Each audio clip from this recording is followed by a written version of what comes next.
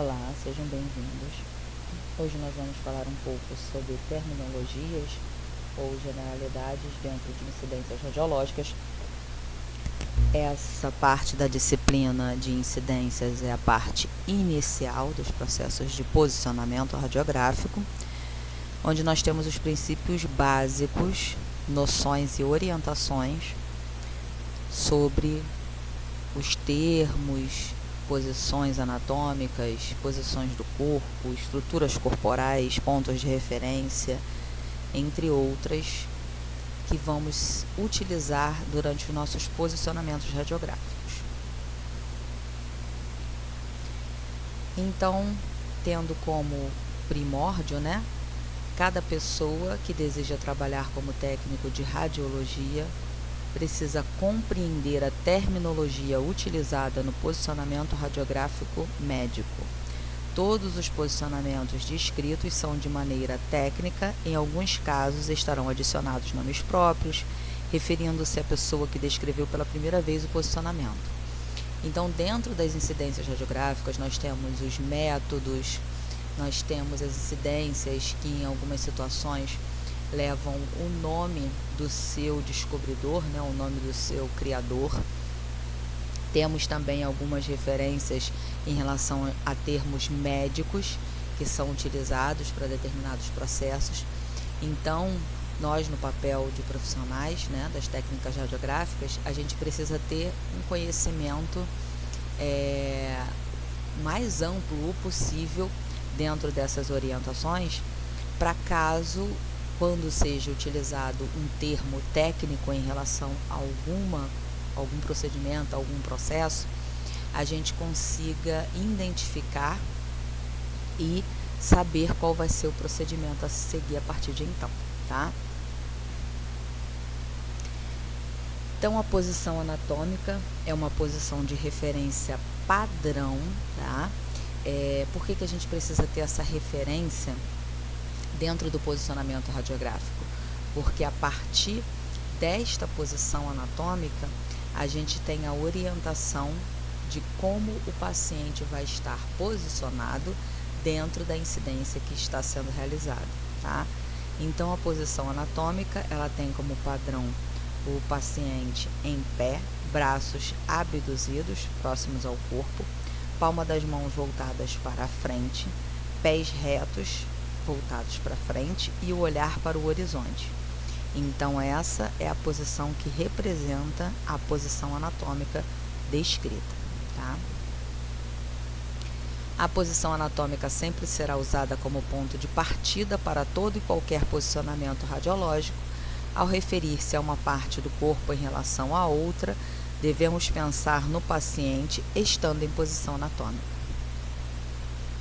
Ao examinarmos radiografias, devemos colocá-las de forma que a parte radiografada do paciente esteja de frente para o observador na posição anatômica. Então, quando a gente faz o posicionamento, a gente coloca a identificação do paciente sempre do lado direito, para que a gente tenha sempre uma orientação padrão em relação a como essa imagem vai ser visualizada, porque ela tem sempre que ser visualizada na posição anatômica, de frente para o observador. A radiografia é uma imagem processada de uma parte anatômica de um paciente que é produzida pela interação do raio-x com a matéria. Então, atualmente, a gente tem outros padrões de aquisição de imagem, além do analógico, que pode usar a película radiográfica. Temos o digital, em que nós temos um leitor óptico dentro do cassete, e aí a gente faz o descarregamento dessa imagem digital e uma possível impressão posterior. E nós temos também os sistemas receptores de imagem, na qual a gente não tem o cassete, a gente tem um sensor onde ficava o book, vamos dizer assim, superfície da mesa ou da estativa, e ali mesmo é feita a captação das diferentes intensidades de radiação e a imagem digital é formada a partir daí, tá? Então, uma radiografia, apesar de usarmos o termo filme de raio-x para radiografia, A gente deve saber que o filme de raio-x refere-se a um pedaço físico de material sobre o qual a imagem radiográfica será exposta. O termo radiografia inclui o filme e a imagem contida nele. Então, por exemplo, quando a gente tem, no caso da película radiográfica, a imagem antes de ser processada, nós temos uma imagem latente, uma imagem que existe, mas ela ainda não pode ser visualizada porque ela ainda não passou por todo o seu processo de aquisição. Após o processo de revelação, nós temos uma imagem final.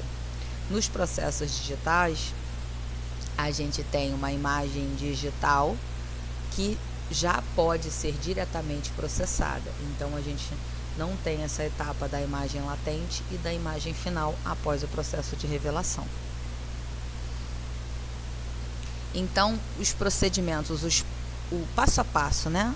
Os processos que vão ser realizados durante a fase inicial do meu posicionamento radiográfico. Antes de qualquer coisa, a gente alinha o raio central, tá? Na mesa ou na estativa, seja lá qual for o item que a gente vai utilizar. Logo após, a gente centraliza a parte do corpo alinhada ao raio central e ao alinhamento central do meio que a gente vai utilizar, seja estativo ou a mesa. E após isso aqui, a gente faz a seleção das medidas de proteção, a gente faz a colimação, a gente verifica se o paciente tem um acompanhante que vai ficar com ele dentro da sala de exames durante o exame. A gente vê todos os métodos de proteção que a gente vai precisar utilizar, já deixa tudo de antemão ali próximo, tá? Seleciona os fatores radiológicos que vão ser utilizados, KV, MA, NAS.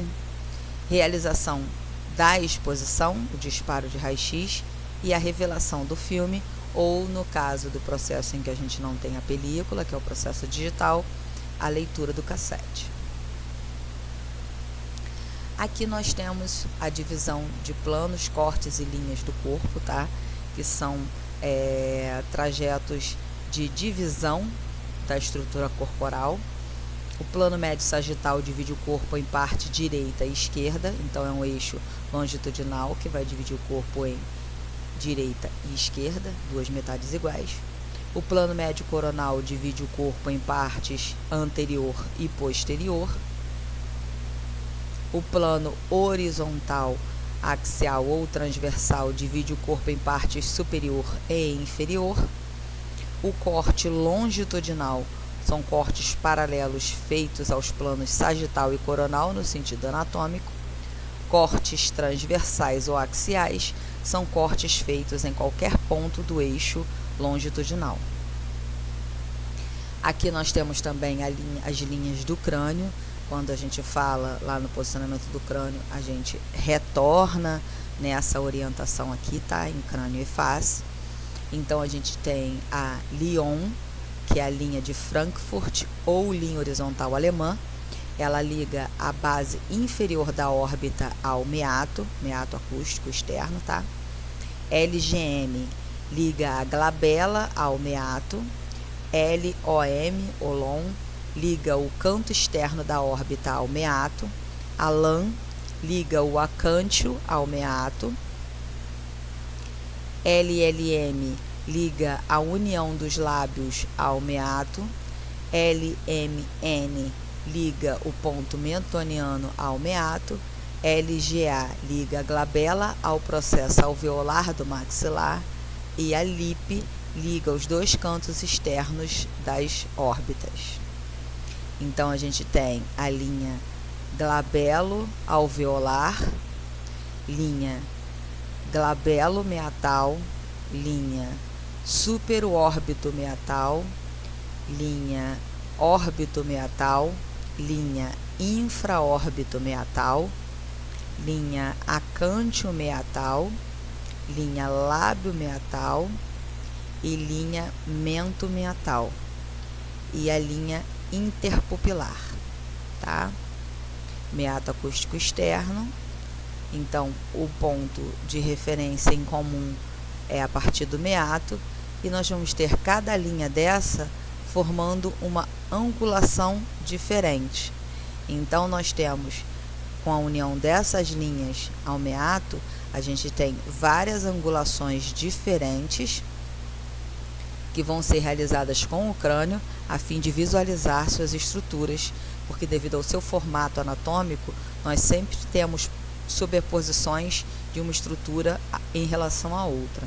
Então é necessário fazer essas angulações para que a gente possa ter uma visualização mais preferencial de uma região ou outra. Aí aqui nós temos as linhas da face, a linha de Camper, que é a linha que vai do trago à asa do nariz. O trago é essa estruturazinha que a gente tem mais anterior aqui no meato acústico. A linha trago comissura labial, linha que vai do trago à comissura labial do mesmo lado. A linha infraórbito meatal, também denominada linha horizontal alemã, é uma linha que vai do bordo inferior da órbita ao teto do poro acústico externo do mesmo lado. Aí aqui as posições do corpo nós vamos falar numa próxima aula, tá? Espero que vocês tenham gostado. Até o nosso próximo encontro.